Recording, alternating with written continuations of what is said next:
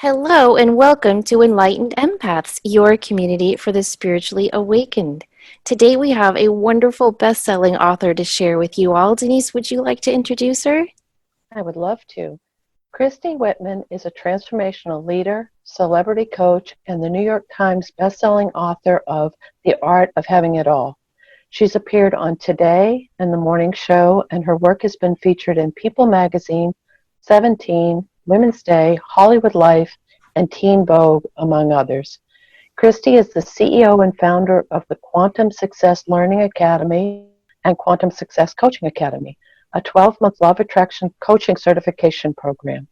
Christie has helped thousands of people worldwide to achieve their goals through her empowerment seminars, speeches, and coaching sessions and products.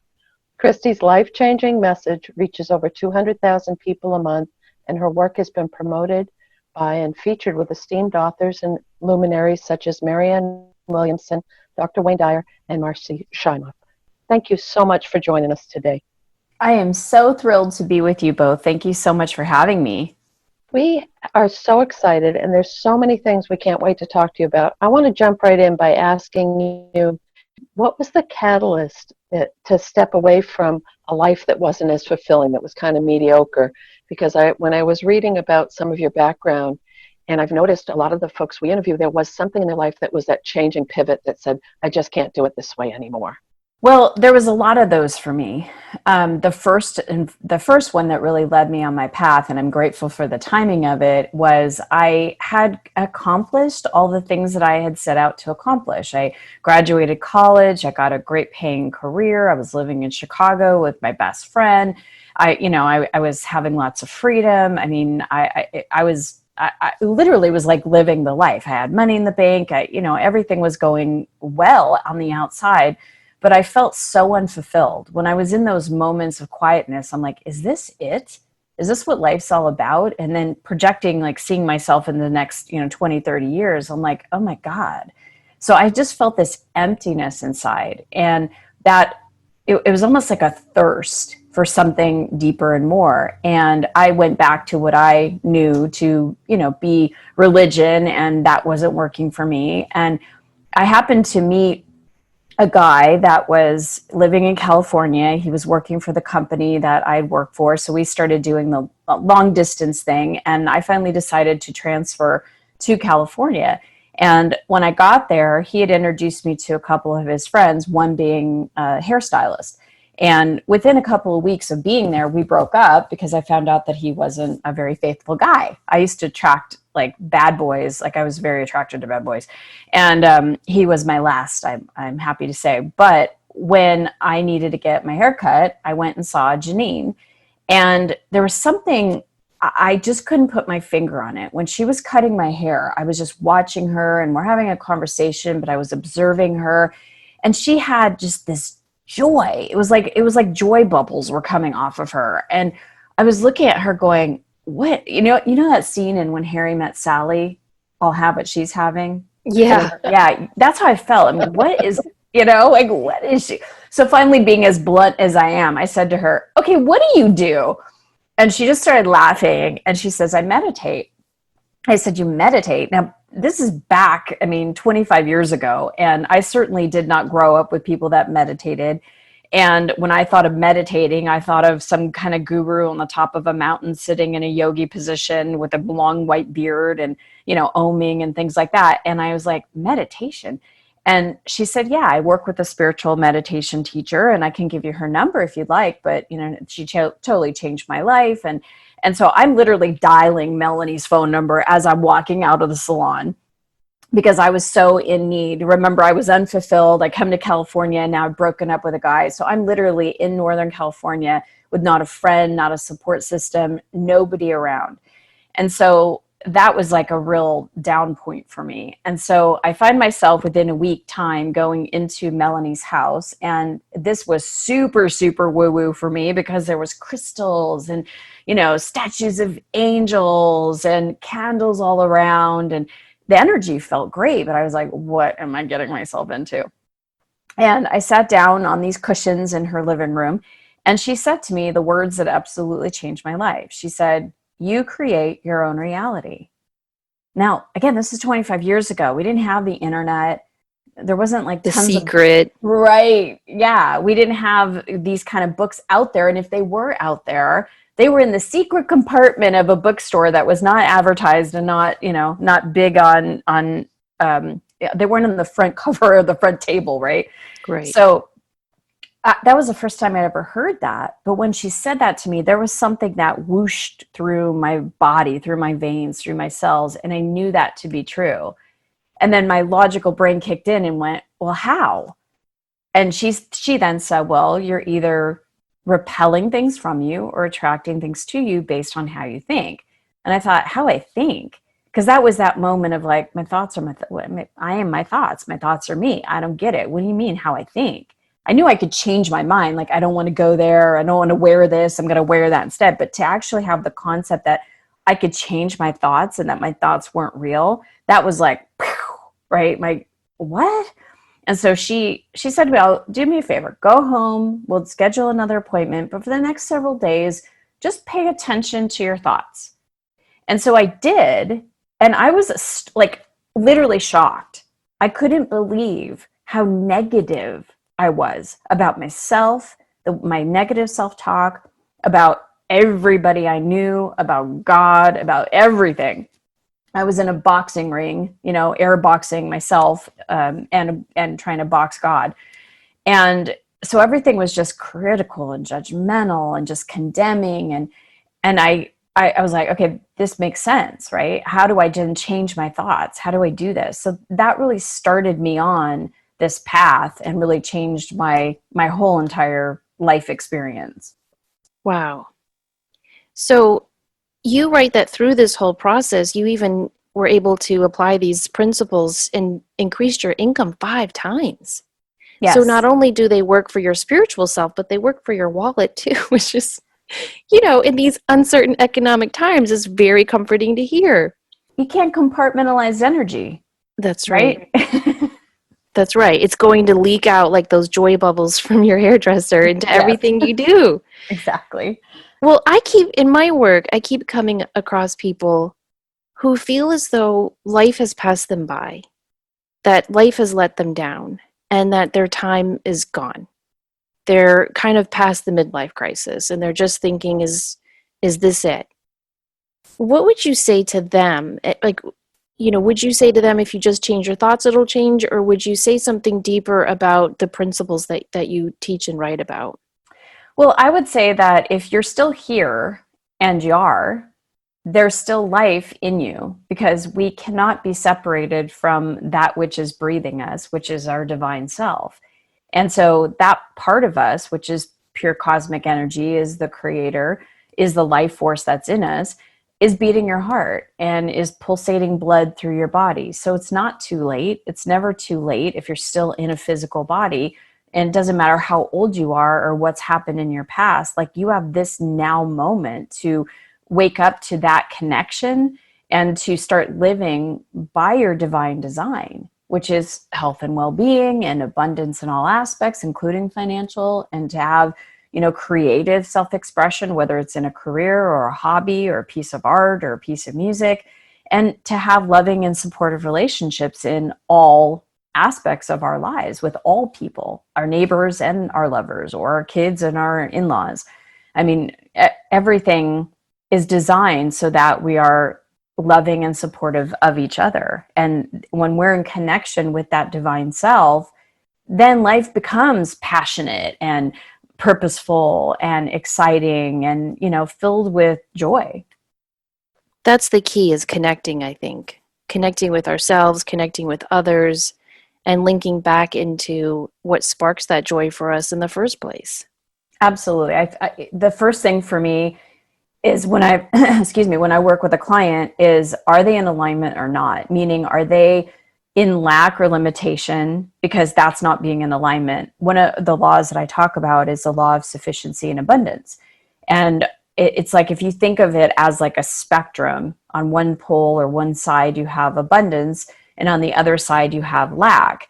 Well, if you're in lack, meaning, you feel any type of lower level emotion, of fear, of doubt, of frustration, of boredom, anger, sadness, grief, when you're in that place, and your mindset is also in that place, and anything that pulls your energy down into a perspective or a thought process or just a field of lack, you're not in alignment with your divine self, because the divine never goes there. It's always the human aspect of us that gets stuck there sometimes, that gets imprinted in that, depending on what subjects, could be. Maybe we get stuck in lack about relationships, or we get stuck in lack about money or career opportunities or health or well-being.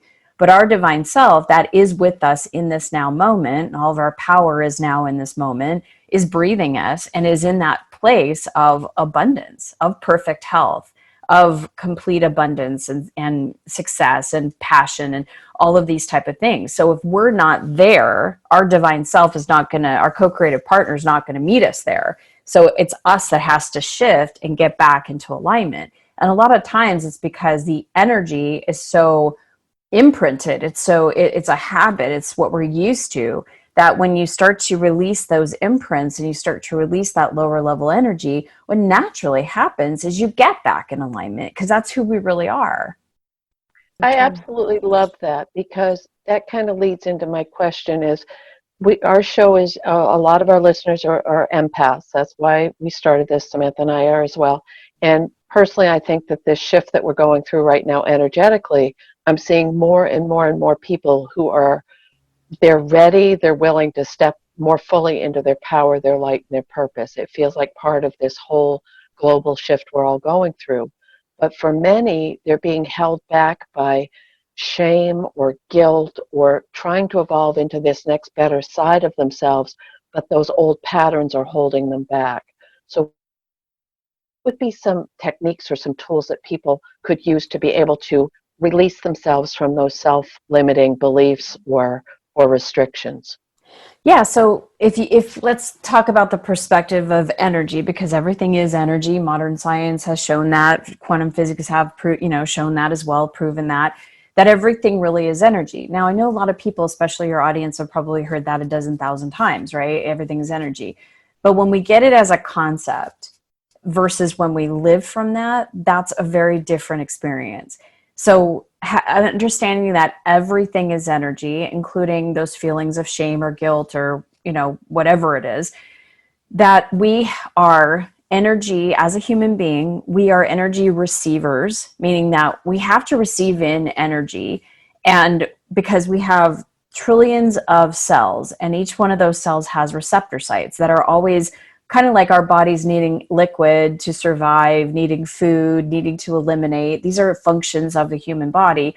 Our human body also needs to bring in energy.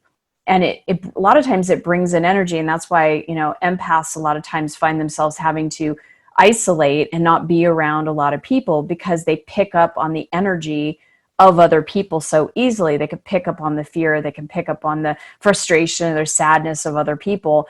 And so it's understanding that your receptor sites are needing to bring in energy. We have to.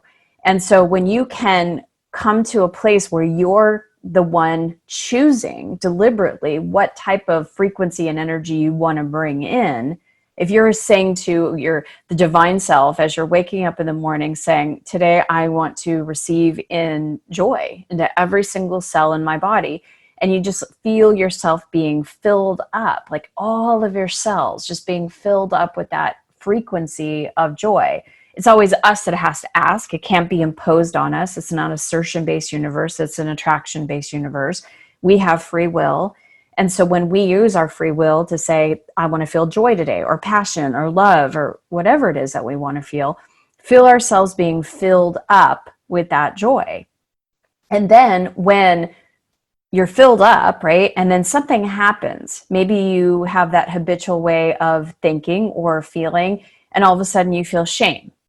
Then what you can do is, because we are also energy generators, and we can understand that our emotions, our thoughts are also energy, that we can be the energy masters of our entire beingness, right? So having the awareness, having that emotional intelligence of, I'm feeling bad, You don't necessarily have to name it. You don't have to justify it. You don't have to say where you got it or why it's there. But energetically, just seeing it as energy going into your emotional body, which is your belly, right? I mean, your emotions are all over. They're in the receptor sites of a whole entire body, but the isolation in your belly, if you go into and put all of your focus and attention, all of your awareness into your belly, and find the energetic pulsation as if you were going to put your hand over your heart and feel your heartbeat, or take your hand and, find your pulse on your wrist or on your neck. Same kind of concept, but now you're finding that pulsation of, say, calling forth the shame that you're feeling, and allow yourself to just feel the shame, and try to keep most of your energy on the emotions, not getting engaged in the mind, because if you get the energy of the emotions and the mind, they're going to continue to feed on each other. And that's why so many people get frustrated when they try to change a thought habit. And so they do affirmations, but they don't get to the root cause of the emotions. So they could say affirmations all day long, but if they're not changing the energetic state of their emotions, the emotions are going to then feed back and it's a stronger energy and frequency, will feed back the thoughts, and the thoughts and the emotions, they just continue to create havoc or create, good things with each other, depending on where your focus is. So if you put your focus on your belly and you're allowing the energy, and it's like waiting in the ocean for a surfer that's going to wait for a wave. And you find that pulsation, that energy, and you just get up on that board and you just ride that wave. It takes about 90 seconds to actually pulsate out, to process, if you don't resist it, or just being with it, accepting it, letting that energy just move out. You might imagine that the energy is moving down your legs, going back into Mother Earth. You can imagine that's moving out. You can imagine that it's transmuting. But once you start to pulsate out that energy, then you can bring in again the energy of joy and fill yourself up with joy. So that's, and then find the thoughts that are causing you to also feel the shame and isolate those. And so it's really playing with energy and light and isolating. So do you feel like almost talking to the shame would help, and telling it that it no longer needs to be there? Or are you focusing on emotion more? Yeah, it's more of the motion of when you think about energy. If someone has, for example, this is how we get imprints, right? We're going along, we're feeling good. All of a sudden, someone says something to us, or we do something, or we realize we made a mistake. And instead of feeling that emotion in the moment, we shut down. And so we create these imprints because we shut down around it. It's kind of like, the way I like to equate it is, you're at a soccer game watching your kids play, and all of a sudden here comes the soccer ball. It's about to hit you in the head. So you put up your arms and the soccer ball goes away and everything's fine. But you spend the rest of your life with your arms up, trying to guard your face from the soccer ball, which is no longer there, which is no longer a threat. And so that's what we do emotionally, is that it's like energy gets blocked, and it cannot be created or destroyed, but it has to keep moving. It's not stagnant. So if we close our hearts down, for example, around something that happens, and we don't process the energy of that emotion, we get a blockage. And it's kind of like a caged animal. Like if you imagine a tiger at the zoo that's just going around and around and around in his cage, and he's like ready to come out. That energy causes a vortex, and that vortex becomes how thoughts are formed, how emotions continue to get stirred up. We then see evidence of more of that, like, okay, a girlfriend betrayed you, was maybe cheated on you with a boyfriend. Now you've made this, thing that girls can't, or women can't be trusted. And this energy is spiraling and spiraling on that imprint. And then you get another girlfriend, she does the same kind of thing, or betrays you in a very different way. So now you've got evidence, you got another belief that, well, I can't trust women. And now you're living life from that big imprint of what is not necessarily true, but we have created that as truth in our own beingness from that energetic imprint that created the thoughts, that created the evidence, that showed us the belief. And we now go, see, it's true. And then that becomes how we live our life. And that vortex almost acts like a magnet for more of that. Exactly. It is a magnet for more of that. It's drawing more to it of that frequency and vibration. That's law of attraction. Right. I totally agree. Now, we did a show a couple of weeks ago on optimism versus pessimism, and it was interesting to read the research on it because what new research is showing is that optimists don't actually do a whole lot better than pessimists. It's actually realists who do the best. And that reminded me of some of the things you're writing about when you teach people how to detach from their expectations and dreams. Could you talk about that in terms of, are you saying people shouldn't be optimistic about their expectations and dreams, or they should shift their expectations?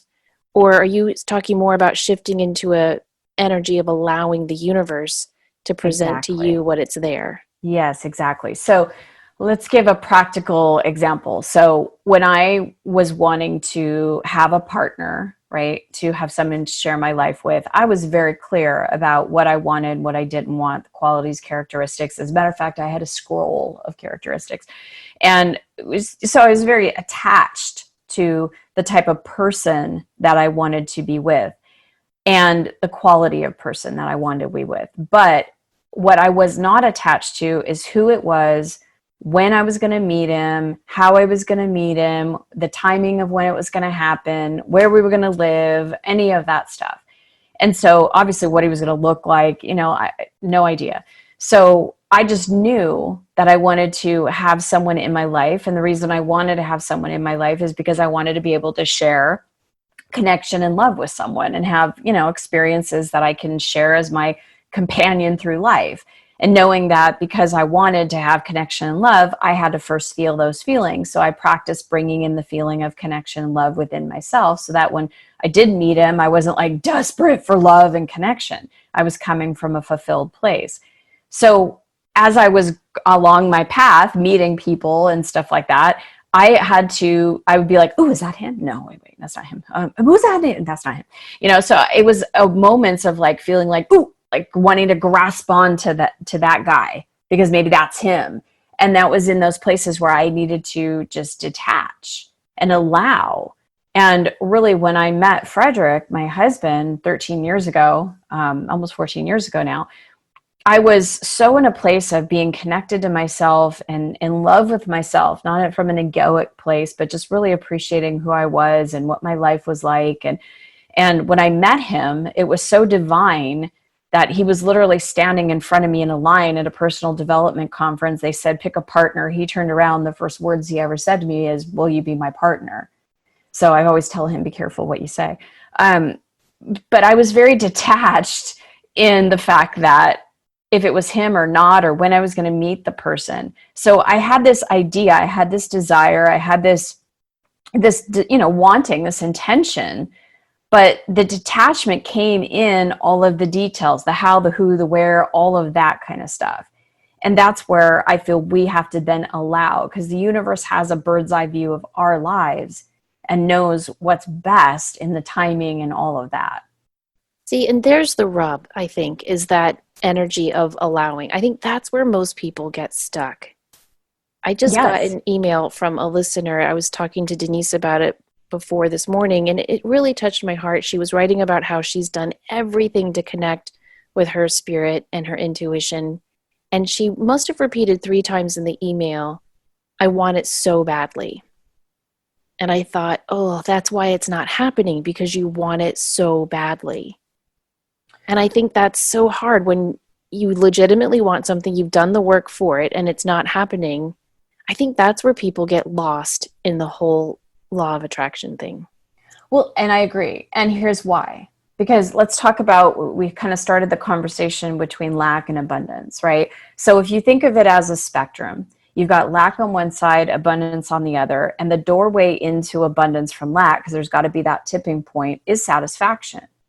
And if someone is so desperate for something, they're coming from lack. I had a woman I was coaching say, I've been waiting 37 years for my soulmate. I know he's coming, but where is he? It's like she's just so frustrated because she's focused on the lack of him being there instead of being in the satisfaction of where she is in her life, not faking it, but really finding the positive aspects of being in her own life and coming from the energetic fulfillment of feeling what it's going to be like when she has that partner. That's what I would do when I was alone and I didn't have Frederick as my partner yet.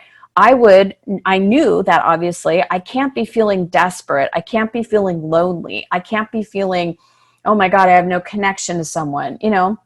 I had to feel that fulfillment of being with myself, with my divine self. So I'm not coming from that lack, because you cannot, this is a vibrational law, you cannot create or attract something if you're in lack.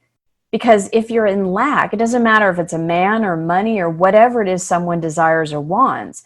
If you're in the lack phase of it, energetically, by the words that you say, just those words, the words that you say, I want it so bad, right? Because I don't have it now, it would be the extension of that conversation. Because I'm lacking it, I don't have it, I want it so bad. Instead of coming from, I'm happy with where I'm at, I see the positive aspects of my life, I'm so looking forward to the time that I have with this person, or that I'm really looking forward to when I create more money, or I'm really looking forward to having thriving business. But right here, right now, I can see the positive aspects. I love my life. I'm connected with my divine self. So whenever we're in lack, that's where we need to shift into alignment with our divine self. Right. I am enough. Yes. This moment is enough. I have enough money in my wallet. I'm good. I'm good with myself. I can go to I'm not going to wait to go to that fancy restaurant that I've always wanted to go to until I find the partner and then go, where is he? I want to go to that restaurant. Go to the restaurant. Exactly. I think a lot of people will get almost to the gate. They'll get almost to the stage, and then they'll either self-sabotage through repetitive emotions or behaviors. Are there any things that a lot of us tend to do over and over and over again right before we reach that place of self-acceptance and energy? And just to backtrack for a second, what you were just saying, I think another aspect of that is when you are doing what you love and you're feeling like you're fully yourself with truth and authenticity, that vibration is going to bring in the person that reciprocates that back to you, not someone, you're not searching, you're accepting. So Yes. I love the way you put that. Do you see a pattern with maybe some certain emotions that people get hung up on? I know procrastination is huge, or fear-based, or what are some of the biggies? Yeah. So one of the things that I talk about is vices. And, people think of vices as, okay, well, I drink too much coffee or eat too much sugar or I drink too much alcohol, or, not as an addiction, but more of as a vice. I feel bad, so I have to then go do this thing, I got to go shop, or I got to go do this to feel better as a temporary relief. Well, we also do this internally. There's inner vices, such as comparing ourselves with other people, competing with other people, complaining, judgment, condemning, criticism, all of those type of things. And again, it's coming from a place of, I'm not feeling good, but this is like an inner habit to make me feel better in the moment, even though it doesn't feel good. It's like someone smoking cigarettes. It's not good for you, but they still do it. So the complaining, the comparing, even though it takes them out of the moment of instead of having them be present with the way they feel, they're focused on something else instead of the pain that they're feeling. So one of the things I wanted to share is that when someone is in the place of self-sabotage, a lot of times we don't realize, let's go back to the conversation of energy.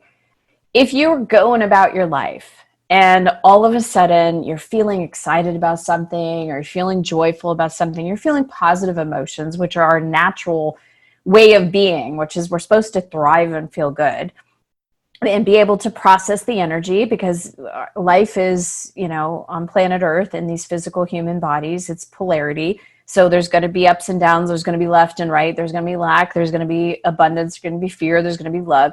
And if we learn how to just really be aware of things that come in, are accepting of the emotions, process them as they happen, and then take an action such as bringing in a different energy, or communicating, or doing it, whatever we need to do, that's really what's important. But someone's going along, they don't know this information. and maybe they're excited about something. I'll use an example of excitement from my own life.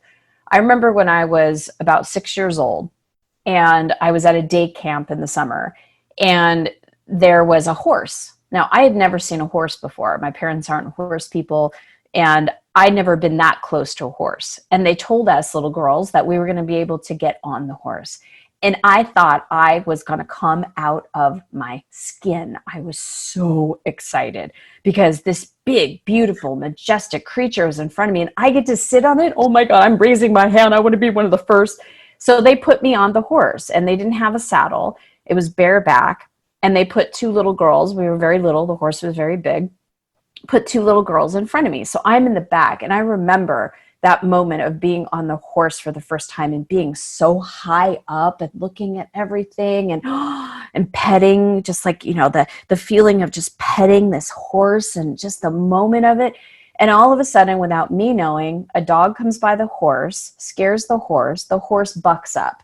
I go falling off the back of the horse. The horse is really high, and I'm little.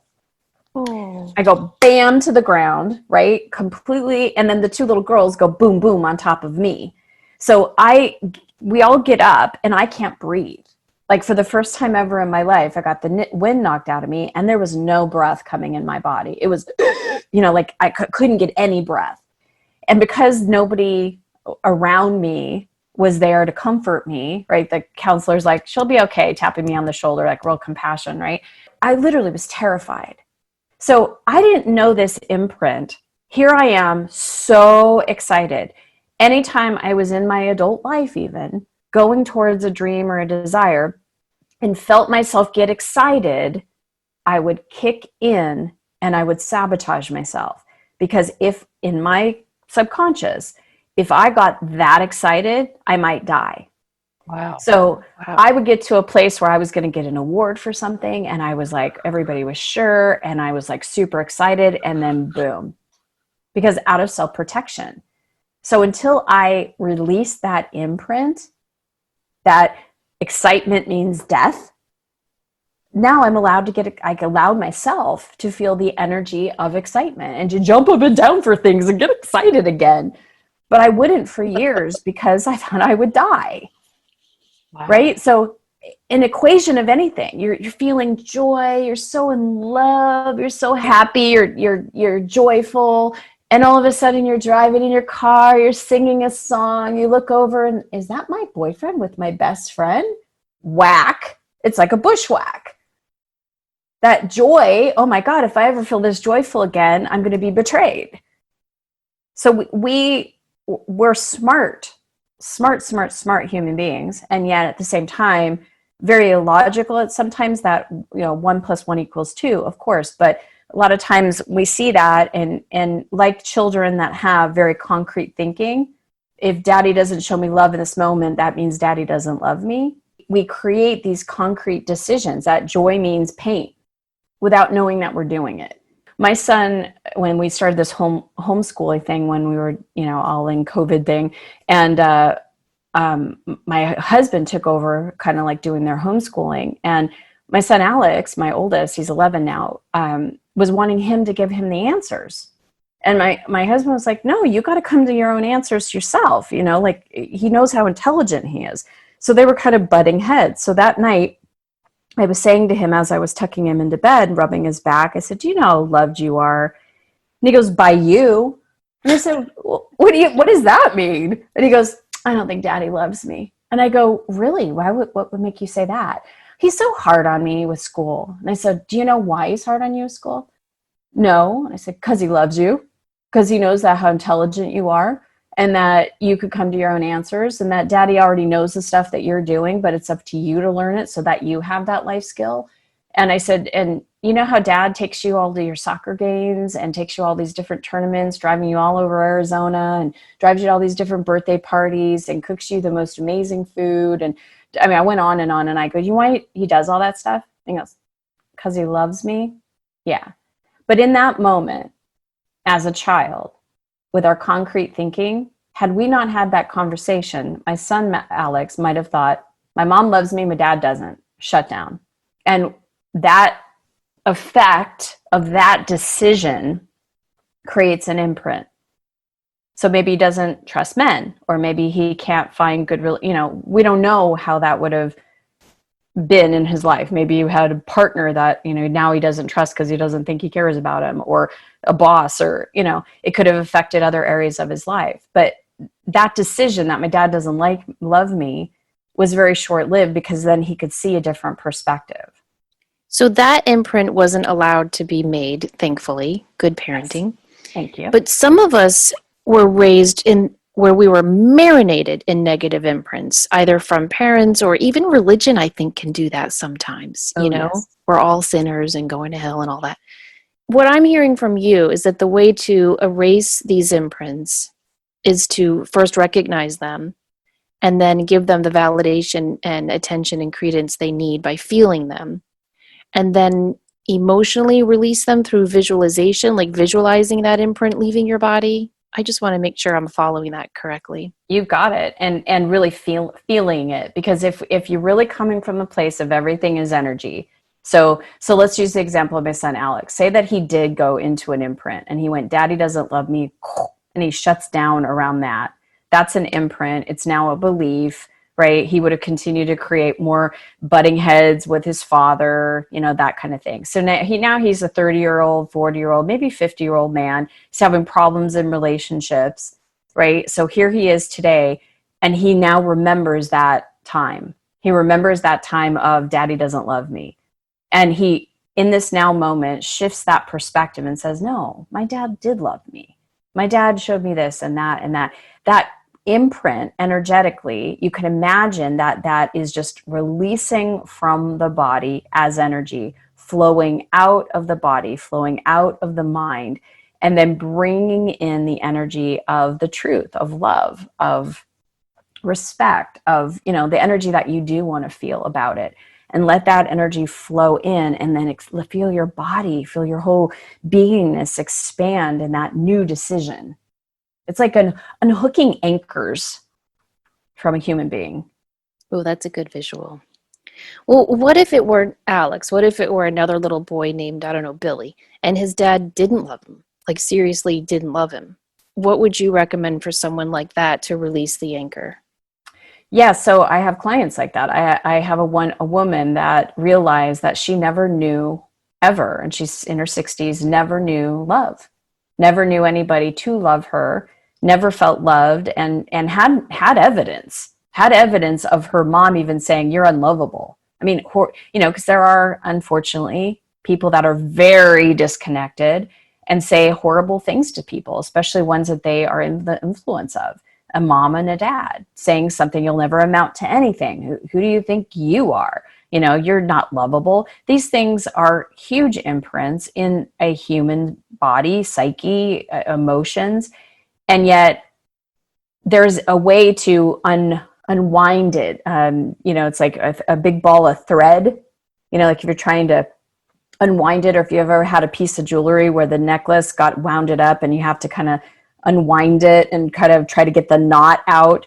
That's what it's like energetically, is really being able to find those places. And in that moment, when that woman, for example, realized, I never allowed myself to be loved. I was told I'm not lovable, but my divine self loves me.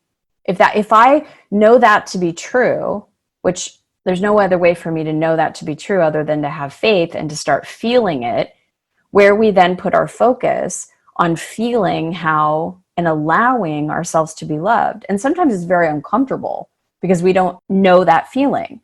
When I first started feeling peace in my body, because most of my life was full of chaos and drama and trying to fix things, and though I started feeling peace, I was like, okay, something's wrong here. This is really boring. Because I didn't have anything to fix, or there's no chaos or drama or over amplification of things. I had to get used to that feeling of peace. And it's like a new normal. It's if someone smoked all their lives and they quit smoking. They have to get used to life not smoking. It's very similar. So it's a change in, just like we made a decision when we were a kid, I'm not lovable, I'm not good enough, nobody loves me. We can now make a decision of who we are and that we are loved and start living from that new perspective. But it's all about energy. You can't just mind it, right? People say, oh, it's all about mindset. No, it is not. That's a piece of it. It's about your energy. It's about becoming an energy master.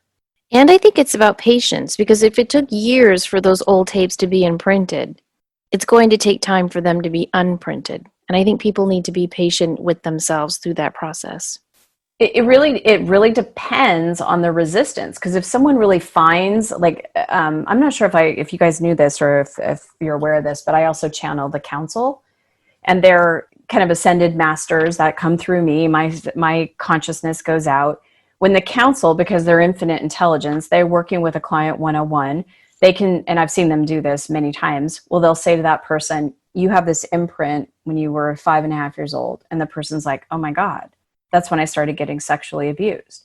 Or this happened when there's an imprint right here energetically, because they see it all from a holograph and energy. There's an imprint when you were 7. That's when my parents got a divorce. Like they can just pinpoint these things. And that's when they'll help the client be able to literally release. It's like pulling out that anchor and then bringing in that new energy. And the client's lives are just completely changed. Now, there's other things, like if someone's going through grief, right? I had a sister, I still have a sister, but I just had the anniversary on Memorial Day. She had committed suicide 24 years ago. And that was one of those things that it was a traumatic situation, not only for me, but my parents.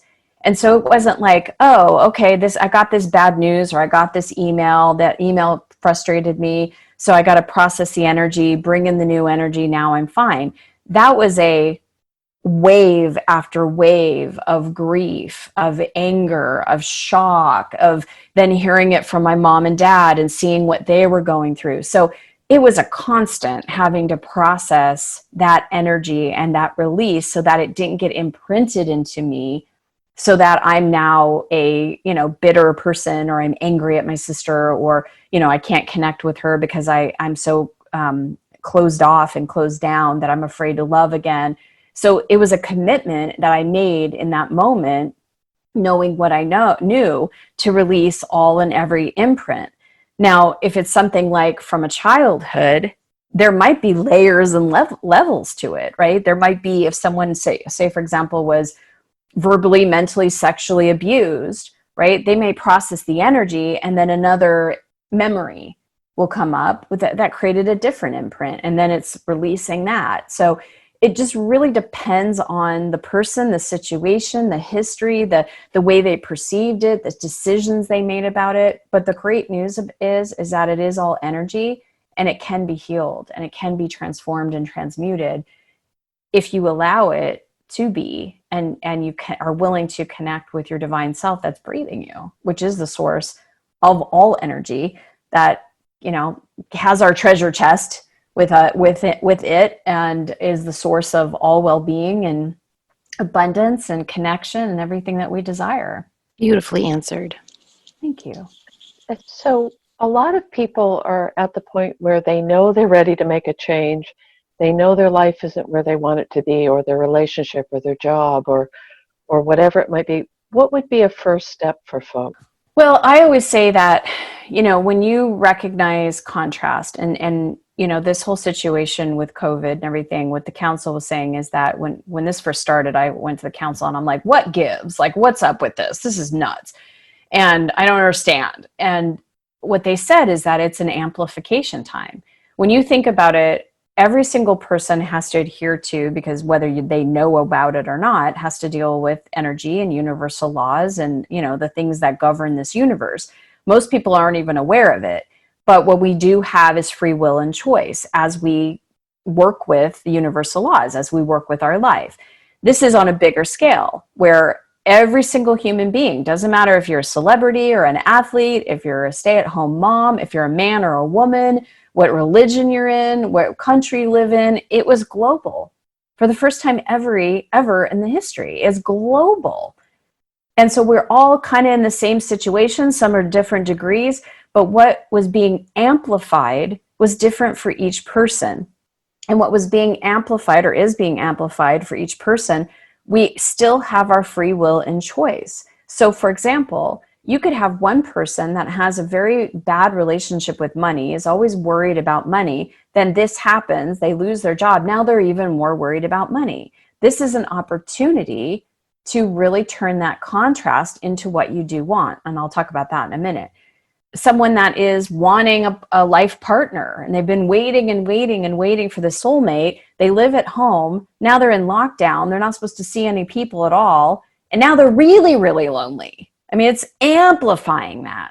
So it's an awakening time because of what's being amplified, right? And those other people that are, I'm in a marriage, it's fine, we're going along. And now they're locked in together and they're realizing, I really can't stand this person. I don't want to live the rest of my life with this person. Like, it's like everything's being amplified.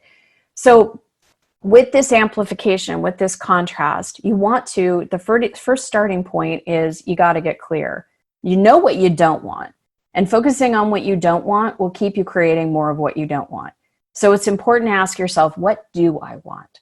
And that's where the focus starts to change mentally. What do I want? If I was going to get in a new relationship, what kind of person would I want to be in a relationship? What would I want? If I want to live somewhere different, if I want to have a partner, if I want to change, if I had the financial situation that I want, what would I want? So what do you want? The second question is, why do you want it? Because when you start thinking of the whys that you want it, now it starts the energy. You're starting energy movement towards what you do want. You're giving off, you're transmitting the energy towards what you do want. And now that's where your mental, your emotional, all the parts of you are into, well, I want someone that respects me. I want someone that I can laugh with. I want someone I can travel with. I want someone that I can cuddle and snuggle with. I want someone that has the same morals and values as that I have. Or if it's about money, I want to be able to feel like I'm free to do what I want to do and buy what I want to buy. And I want to be able to know that, just feel that sense of security, right? So what is the why someone wants something? So what do you want? Why do you want it? And then how do you want to feel? We always think that, well, if I just got a new guy, or if I just got the partner, or if I just made more money, or if I got the promotion, or if I had this accomplishment, if I had this career doing what I wanted it to do, then I'll feel. And that's so opposite. We have to feel in order to attract it. But a lot of times we're not even aware of why we want something and how we're going to feel. So we put it out and then we make that new level of money and we feel good for a little bit. And it's like, okay, well, that didn't do it. So maybe I need to make more money. Right? And it's like, it just keeps going up and up and up, never to be satisfied. So what do you want? Why do you want? How do you want to feel?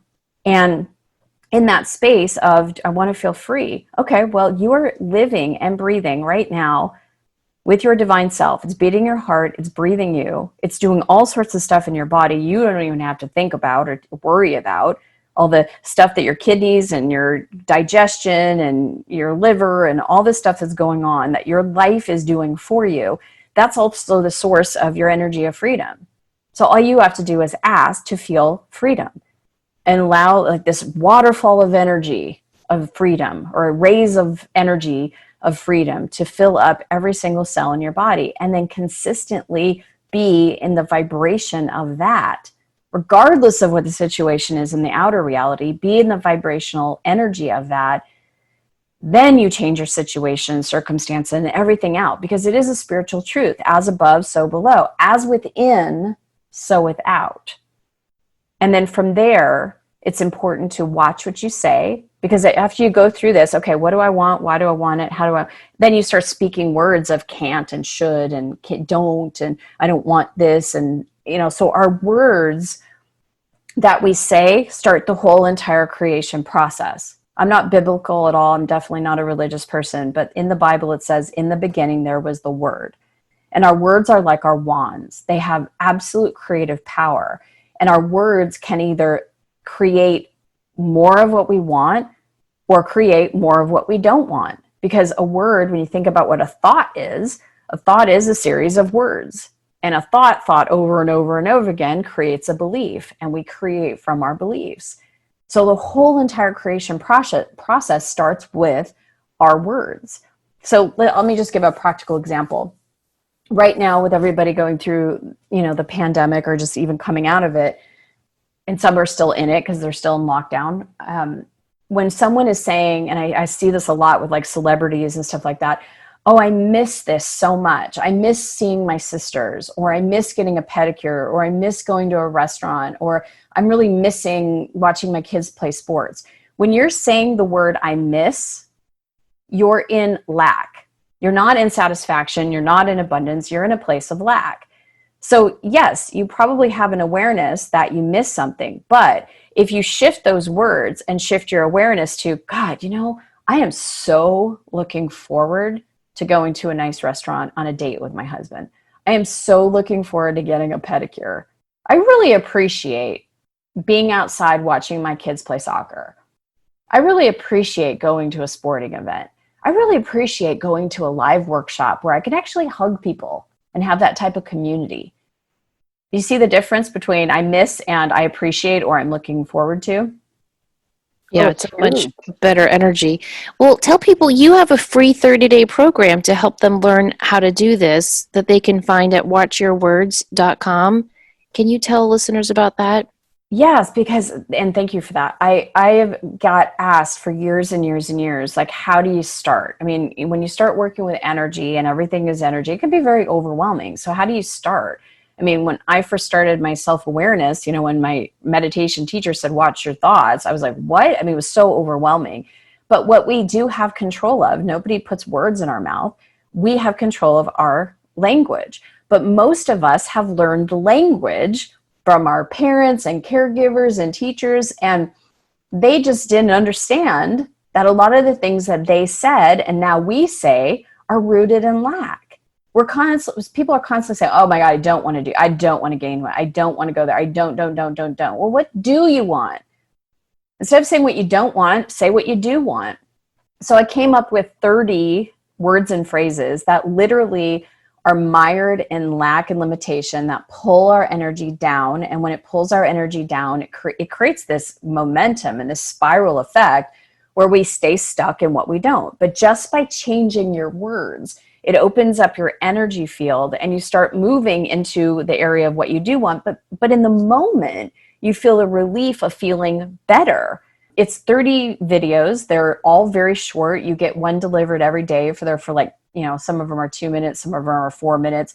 And they tell you 3 things: the word that we must eliminate from our language, and number 2, why, what it's doing to you vibrationally, and then the word to say or the phrase to say instead. So instead of I miss, I look forward to, right? Instead of I don't want, I want this, right? I prefer this.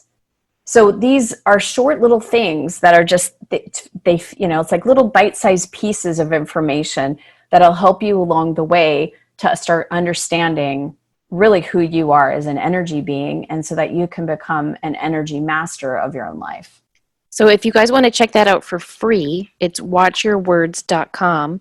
And they can find out you and more about your work and how to work with you in the council at christiewhitman.com. Yes. And it's a great website. You've got a ton of wonderful information and links and information and resources on there. Thank you. Been doing that a long time. Well, you can tell. And you can find all of her books on Amazon: The Art of Having It All, Taming Your Alpha Bitch. I love that title. Quantum Success. And you even have a Kindle, a little short one, The 7 Laws of the Universe, I think it's called. Yes, the 7 Universal Laws. Yeah, that's it, the 7 Universal Laws. That's a great read as well. Thank you so much for coming on our show. I really appreciate you sharing your time and wisdom with us. Oh, thank you so much, Samantha. And Denise, thank you too. I really appreciate you both and what you're doing out in the world to raise the level of conversation that we're having, raise the level of consciousness. So thank you both for what you do. Well, thank you. And thank you everyone for listening. As always, please remember to show up, do great work, and share your light. Take care.